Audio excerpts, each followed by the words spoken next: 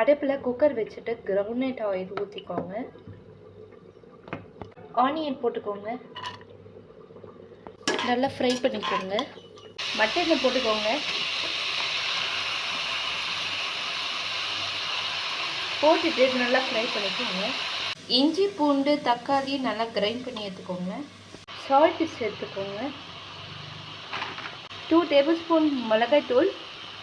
நல்லா ஃப்ரை பண்ணுங்கள். அப்போ தான் உப்பு காரம்னா மட்டனில் ஏறும். இஞ்சி பூண்டு தக்காளி கிரைண்ட் பண்ணிக்கோங்க. அது போட்டுக்கலாம்.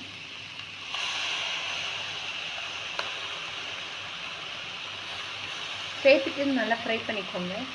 பச்சை வாசனை போக நல்லா ஃப்ரை பண்ணுங்கள். 2 கிளாஸ் தண்ணி ஊற்றிக்கோங்க. குக்கர் நல்லா க்ளோஸ் பண்ணிவிட்டு 10 விசில் வர வரைக்கும் வெயிட் பண்ணுங்கள். மட்டன் தொக்கு ரெடி ஆயிடுச்சு. இது செஞ்சுன்னா பெப்பர் தூள் சேர்த்துக்கோங்க. கொத்தமல்லி சேர்த்துக்கோங்க. Mutton gravy ready.